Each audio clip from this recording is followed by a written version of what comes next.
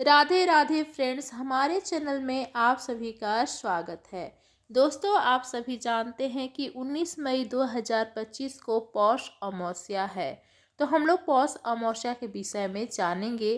पौष अमावस्या क्या होता है, किस लिए मनाया जाता है, इसका निवारण क्या है, उपाय क्या है, कथा क्या है।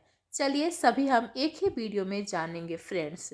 दोस्तों, हिंदू कैलेंडर में पौष अमावस्या ऐसा दिन माना जाता है जब पितरों की कृपा पाने और घर परिवार से जुड़े कष्ट दूर करने का सबसे अच्छा मौका मिलता है। मान्यता है कि इस दिन किया गया दान, तर्पण और पितृ पूजा न सिर्फ पितरों को आत्मा को शांति देता है, बल्कि परिवार में सुख समृद्धि, मानसिक शांति और जीवन में रुके हुए कामों को भी आगे बढ़ाता है। दोस्तों, पितृदोष, काल सर्प दोष या अचानक आने वाली अड़चनों से परेशान लोग भी इस दिन खास उपाय करते हैं।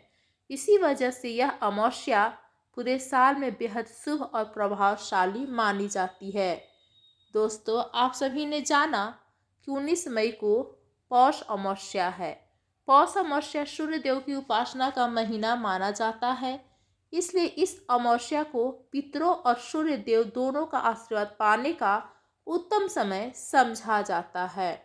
तो चलिए दोस्तों, आगे हम जानेंगे पौष अमावस्या का महत्व, क्यों मनाया जाता है, पौष अमावस्या क्या है विशेष। दोस्तों, कहा जाता है कि इस दिन अपने पूर्वजों को याद करके उनका सम्मान करने से घर में नकारात्मक ऊर्जा खत्म होती है, जीवन में अटके काम आगे बढ़ते हैं और पारिवारिक शांति बनी रहती है।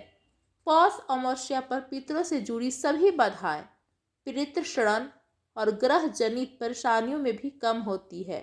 दान पुण्य करने से बुरे कर्मों का प्रभाव घटता है और सौभाग्य बढ़ता है। दोस्तों, तो चलिए आगे हम जानेंगे पौष अमावस्या पूजा विधि। दोस्तों, हम आपको बता दें कि ऐसे तो पौष अमावस्या के दिन नदी में स्नान करना बहुत ही शुभ माना जाता है, परंतु यदि आपके आसपास में कोई नदी नहीं है, आप घर में स्नान कर रहे हैं, तो उसमें थोड़ा गंगा जल मिलाकर सुबह सुबह स्नान कर ले। स्नान करने के बाद सूर्य देव को जल अर्पित करें। दक्षिण दिशा की ओर मुंह करके तिल मिले जल से पितरों को तर्पण दे। मतलब कि 1 लोटा जल ले और जल में तिल मिला करके पितरों को तर्पण दे।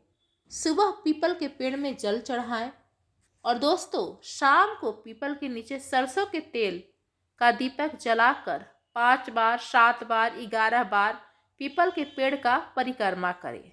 आगे है काला तिल, अन्न, कंबल, कपड़े या भोजन का दान करें। व्रत रख कर भगवान शिव और भगवान विष्णु की पूजा करना भी शुभ माना जाता है।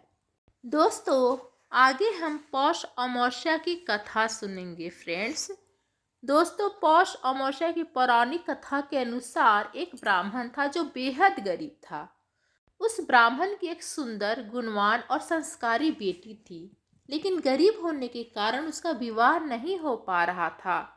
वे ब्राह्मण बहुत ज़्यादा परेशान था। एक दिन गरीब ब्राह्मण के घर एक साधु आए, जिनकी ब्राह्मण ने बहुत सेवा की।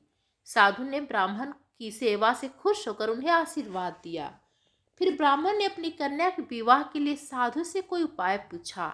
साधु ने कहा कि यहाँ से कुछ दूरी पर एक परिवार रहता है। यदि तुम्हारी कन्या हर रोज जाकर उसकी पत्नी की सेवा करे तो इसका विवाह हो जाएगा।